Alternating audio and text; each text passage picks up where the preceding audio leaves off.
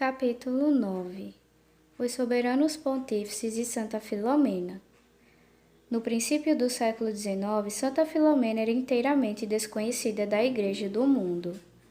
Nenhuma referência ao seu nome ou martírio nos chegara pela tradição, nem se encontra o mais ligeiro vestígio da sua história nas atas dos mártires. Mas antes desse século terminar, já o seu nome ressoava por toda a cristandade. Cardeais, patriarcas, arcebispos e bispos, gerais de ordens religiosas, membros do clero secular, homens eminentes pela sua santidade, reis e príncipes, nobres e plebeus, todos acorriam em multidão à humilde e insignificante aldeia de Mugnano para rezar aos pés daquela prodigiosa santa. Os milagres que ela fazia eram tão maravilhosos que mal se podiam acreditar. A sua fama espalhou-se por toda a Itália, e dali passou à França e a todos os países da Europa. Transpôs o oceano e dentro de pouco tempo havia santuários e relíquias suas na América, na Austrália, na China e no Japão, e por sua intercessão operavam-se sempre retumbantes prodígios. Todas as vezes que fosse exposta sua imagem, quadro ou estátua, quer em casas particulares, quer em igrejas públicas, logo ali as curas e os milagres, as graças e as bênçãos eram prodigalizadas aos seus devotos. O que pensam de Santa Filomena os papas? O que, no entanto, parece um ponto muito característico no culto desta santa é que desde a descoberta das suas relíquias todos os papas, sucessivamente, não só lhe têm concedido todas as honras, como têm alimentado uma particular e fervorosa devoção pessoal por ela.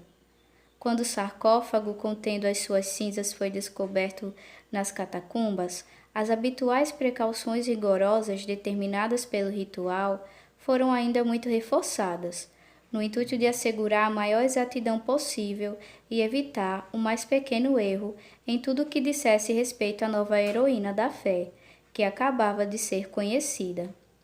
Os assombrosos e constantes prodígios operados por sua intercessão atraíam as atenções do universo, fazendo convergir todos os olhares sobre a taumaturga, ao mesmo tempo que fazia desencadear a fera hostilidade e os desdenhosos sarcasmos dos céticos e dos descrentes. Mas, por admirável desígnio de Deus, estes comentários e juízos adversos redundaram precisamente em maior glória para Santa Filomena, porque levaram os tribunais eclesiásticos, sempre cautelosos, a redobrarem de acuidade na admissão e exame dos vários fatos alegados a favor ou em detrimento da devoção. Esse aumento de rigor tornou mais evidente a autenticidade absoluta de tudo quanto se havia contado a respeito da santa.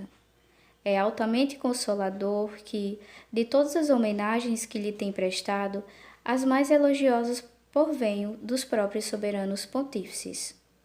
Leão XII, muitas e repetidas vezes, manifestou a mais alta admiração pelos extraordinários poderes conferidos pelo Altíssimo àquela santa ainda criança e até ali desconhecida, e ouvia sempre com satisfação os relatos que lhe faziam dos prodígios efetuados por intercessão dela.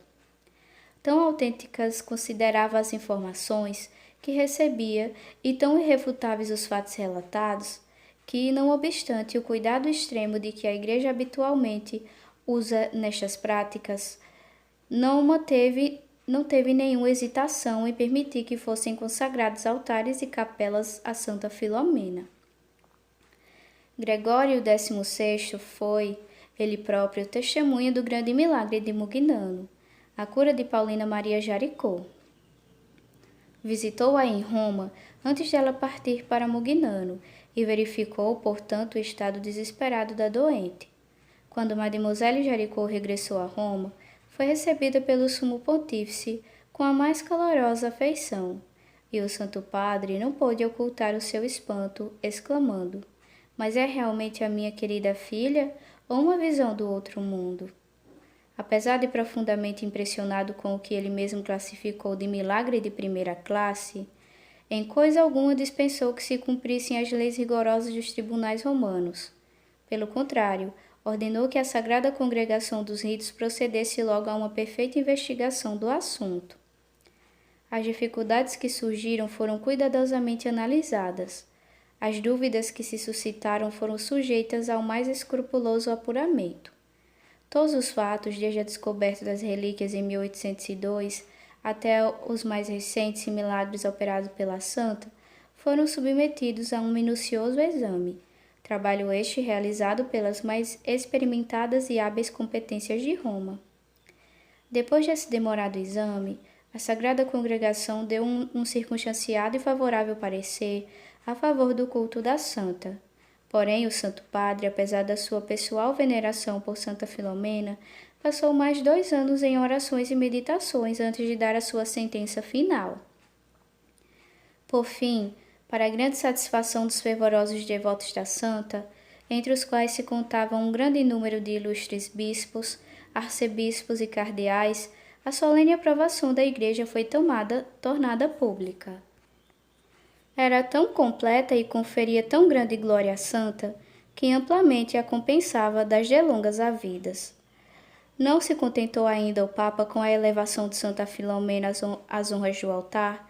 A instituição da sua festa e a introdução do seu ofício na Igreja foi muito mais longe, proclamando-a a grande taumaturga do século XIX, o que dava a solene sanção da Igreja aos maravilhosos prodígios atribuídos à intercessão da santa. Assim, reduzindo ao silêncio definitivamente os improvisados e pressurosos críticos que tomaram a peito ridicularizar o seu culto, até perante a esmagadora evidência. Pouco tempo decorrido, o mesmo Santo Padre deu à santa o novo título de padroeira do Rosário Vivo. Finalmente, como derradeiro ato de devoção e prova do seu pessoal afeto pela Santa Virgem Mártir, o pontífice mandou-lhe uma riquíssima lâmpada de ouro e prata para o seu santuário de Mugnano. Pio IX foi talvez, de todos os papas, aquele que mais especialmente divulgou a devoção da santa. Quando arcebispo de Spoleto, era já seu fervoroso devoto e ardentemente propagava o seu culto. Depois, quando arcebispo de Imola, caiu perigosamente doente, havendo os maiores receios pela sua vida. Junto do leito tinha uma linda imagem da sua querida santa, e ouviu-se esta vibrar, distintamente, uma forte pancada, como algumas vezes fazia quando estava prestes a consumar algum dos seus grandes milagres. Imediatamente se manifestaram no enfermo animadores sintomas, e com a maior rapidez progrediram as melhoras até a convalescença. Decorreram anos e o arcebispo tornou-se o imortal pontífice da infabilidade e da Imaculada Conceição. Longe de esquecer a sua querida padroeira, quando ascendeu ao trono de São Pedro, este grande Papa valeu-se do seu poder supremo para coroar ainda de maior brilho o nome de Santa Filomena. Com grande alegria dos habitantes de Mugnano, foi em peregrinação ao santuário da sua benfeitora, onde o receberam solenemente o bispo de Nola, o rei, a rainha e toda a família real de Nápoles. Disse missa no altar da santa e depois venerou publicamente as suas relíquias. Proclamou-a também segunda padroeira do reino de Nápoles. No ano de 1894, nomeou Santa Filomena uma das padroeiras das filhas de Maria. Depois concedeu-lhe ofício próprio, o que é privilégio tão extraordinário que raras vezes ou mesmo nunca foi concedido a outro santo em circunstâncias idênticas. Quando estava para morrer, o velho pontífice mandou para Mugnano um lindíssimo presente, derradeiro e sendo tributo do seu amor e gratidão. Leão XIII, antes de ser papa, fez 2 peregrinações a Mugnano. Depois, quando o vigário de Cristo ofereceu uma valiosa cruz ao santuário, aprovou a confraria de Santa Filomena e elevou-a à classe de arquiconfraria, enriquecendo-a com importantes indulgências. Pio X não era menos devoto da santa, a quem mandou por um enviado especial um rico anel de ouro e outros presentes magníficos.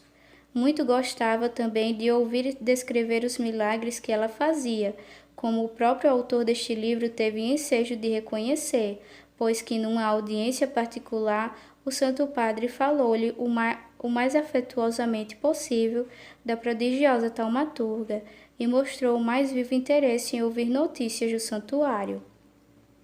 Quando a chancela da Igreja de Deus é conferida a uma devoção e quando o Vigário de Cristo na Terra lhe dá sua aprovação solene, torna-se ela inteiramente digna do nosso mais profundo respeito e veneração. Que deverá, portanto, pensar-se de uma devoção que tantos papas, sucessivamente, não só têm sancionado como a sua suprema autoridade, como até recomendado pelo seu próprio exemplo e pela sua veneração pessoal?